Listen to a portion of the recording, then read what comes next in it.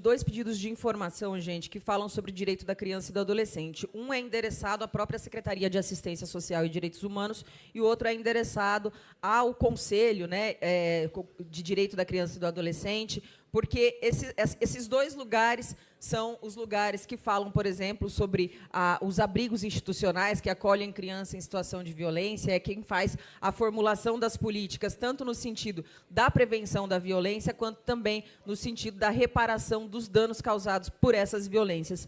Basicamente, para não me estender muito aqui, eu queria chamar a atenção que a Americana tem um problema crônico em relação à produção de dados, à produção de ferramentas para que a população conheça no que exatamente o dinheiro público está sendo investido. Falta dados sobre coisas que deveriam, obviamente, estar no portal da transparência, como partes, né, trechos de processos relacionados a compras públicas, licitações. Falta muita coisa em relação a relatórios de auditorias, do próprio Tribunal de Contas do Estado. Então, não é a primeira vez que eu trago esse assunto, o problema da transparência. Inclusive, fiz um vídeo hoje tentando o máximo possível ser didática nisso, para que as pessoas entendam por que a gente não pode aceitar que isso siga dessa maneira, com algumas secretarias aí demorando quase 10 meses, Jean, para responder um requerimento simples, porém extremamente preciso e importante, sobre política de esporte na cidade de Americana. Isso é recurso público e a gente precisa dar clareza para o cidadão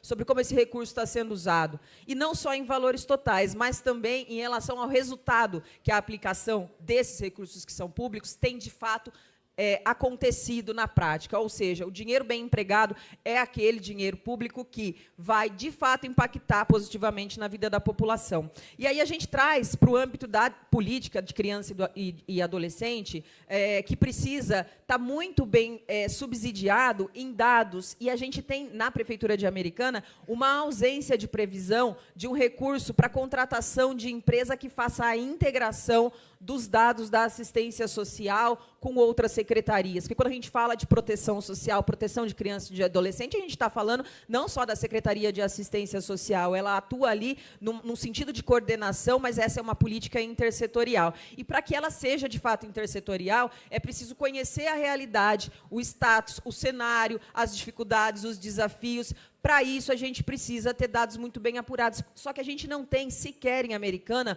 o uso do CIPIA, que é um sistema que está há décadas estabelecido no Brasil, Juninho, e que traz uma sistemática, uma impessoalidade, um registro mais preciso dos casos atendidos pelo Conselho Tutelar. E é gratuito, né? E a gente tem aí uma dificuldade da Americana entender que, especialmente na ausência de um programa geral que integre todos os dados de todas as secretarias, o CIPIA seria, sim, uma alternativa racional, né, até é o que a gente teria hoje gratuitamente.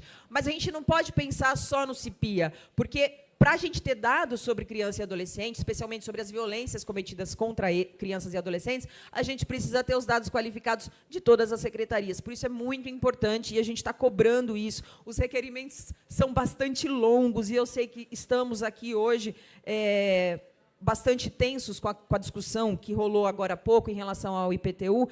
Eu não vou ler aqui pergunta por pergunta, mas são todas questões que vão ajudar a Prefeitura de Americana, não é só aquela gestão, mas a Prefeitura em si, independente do prefeito ou da prefeita que assumir aqui na cidade.